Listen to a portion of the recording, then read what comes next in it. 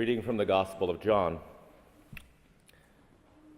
Now before the festival of the Passover, Jesus knew that his hour had come to depart from this world and go to the Father.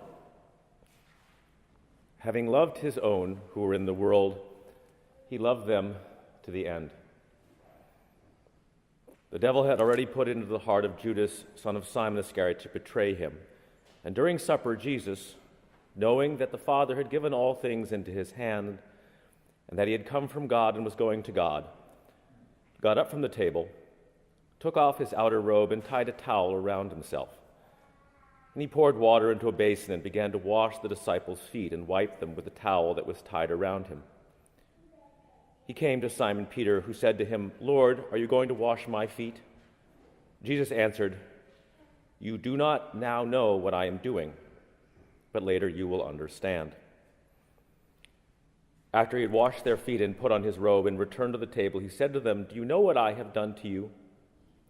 You call me teacher and Lord, and you are right, for that is what I am.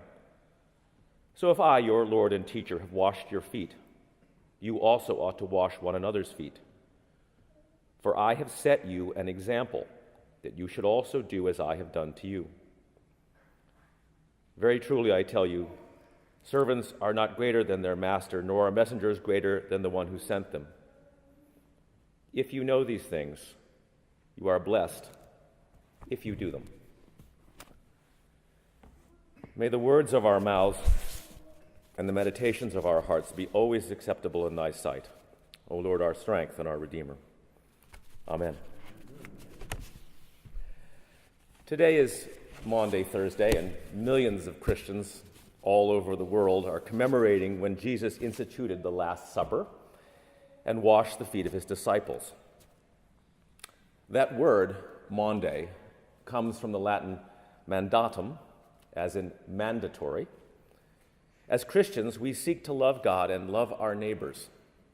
For us, these things are mandatory.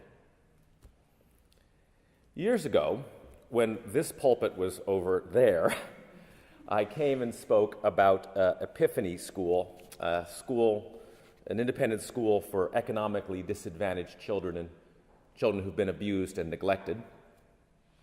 As many of you here know, Memorial Church has been involved with Epiphany since the school was founded in 1997.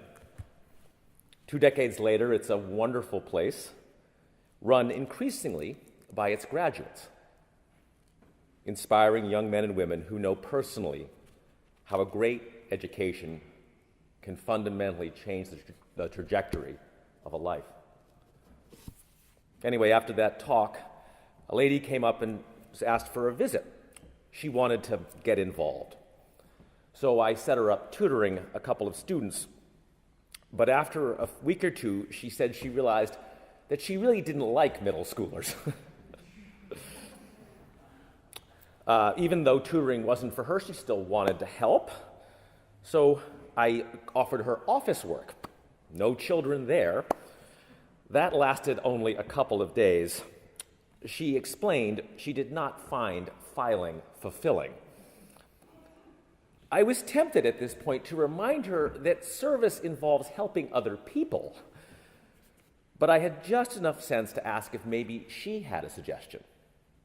"Well," she said, "you claim that every kid in this school has a savings account and makes regular deposits, but I've met at least 2 kids here who haven't had their accounts opened, and I've only seen a handful of deposits."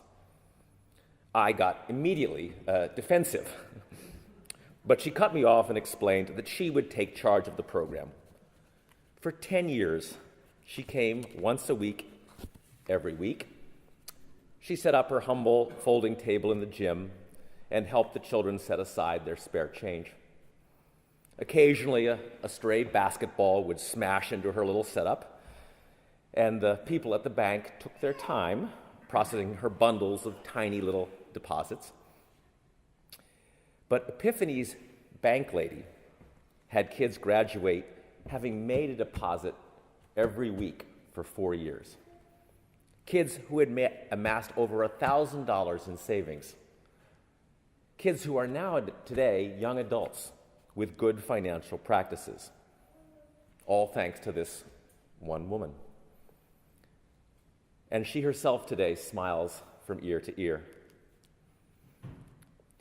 If, like that nice lady, you'd like to come see Epiphany in action, we're literally attached to Shawmut Station on the Ashmont branch of the Red Line, and we have a website.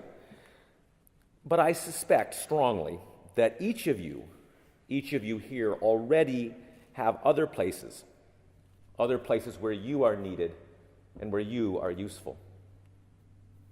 You will head off there in a few minutes, but do you know that in whatever you do, you can be practicing what Jesus taught?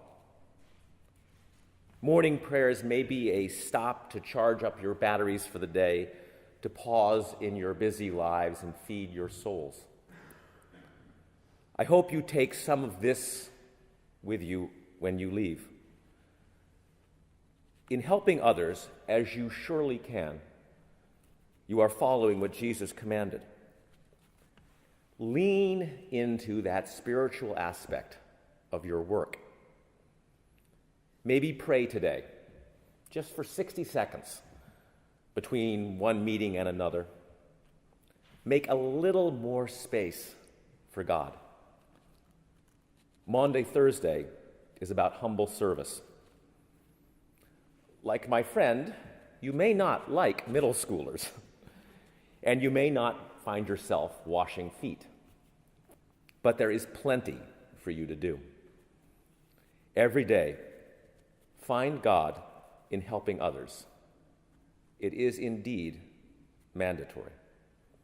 Amen.